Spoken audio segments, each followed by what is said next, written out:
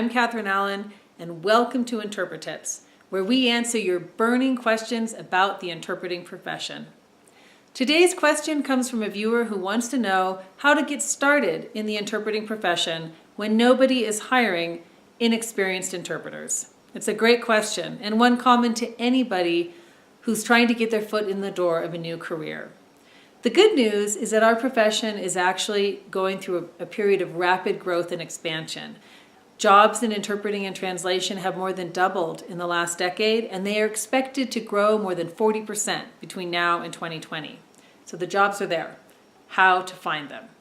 Since I don't know which sector you're interested in, whether it's medical or court or conference or community or business, I'm going to offer 4 broad categories of ways which you might be able to start getting your foot in through that door. And those categories are volunteering, targeting entry-level job opportunities, getting certified, and professional networking.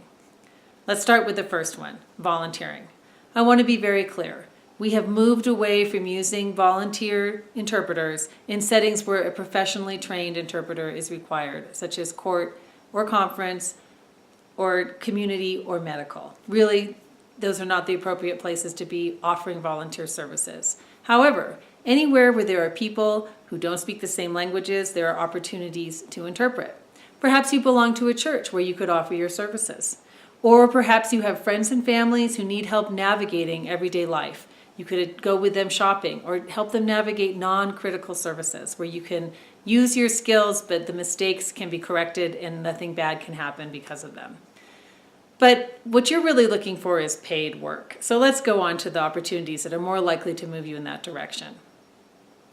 The second category that I want to suggest is targeting entry-level job opportunities. Now, what do we mean by that? Many people get their start in this field with paid work by becoming telephonic interpreting. Now, don't get me wrong, telephonic interpreting is very demanding, and the skills you gain will help you in any kind of setting, on-site or through video or on a telephone.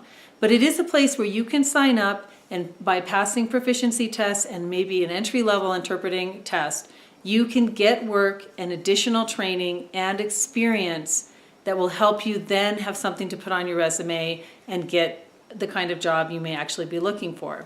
Many people stay in telephonic for the rest of their lives. It can be a very rewarding career.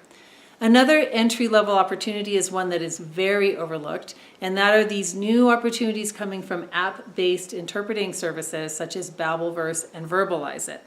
Now, these can be controversial in our field because they're leveraging the new technologies and offering new models.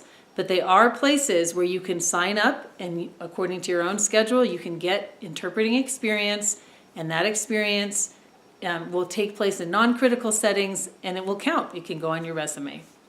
The third category that I want to suggest is getting certified. If you are interested in becoming a court or medical interpreter, certifications exist in your field and you should take advantage of them. They will show employers right off the bat that you're serious about your work, you've invested in your education, and that you have the beginning skill set you need to be able to work. So they may be willing to hire you even without the experience. If you are interested in conference in the United States, a tried and true road towards getting some kind of proof of, it's not certification, but at least proof of experience is to take the State Department exams in liaison interpreting. It's also a way to open the door into that sector. Okay, and now for the fourth category, professional networking. This is so often undervalued, yet it's often where you might be able to get your first jobs. And there are 2 kinds of professional networking that I'd like to suggest. One would be to join a professional organization. Join the organization, whether local or national, attend the conferences, attend their meetings, get to know people, hand out your business card, volunteer for a committee. When the time comes, they'll remember who you are and they'll be more likely to offer you a job. And finally, another way that we can be very involved in our professional networking is online through social media. There are vibrant and collaborative groups that take place on LinkedIn, Facebook, Twitter, and many professional associations have wonderful and very active listservs. And those can lead to concrete work. I am living proof of this. I would not be here doing InterpreTIPS with Marjorie Bancroft if it had not been for us meeting on the listserv for the National Council on Interpreting in Healthcare. So I'm proof of this reality. Okay, I hope those tips help, and good luck with your job search, and let us know if we can help you with anything else.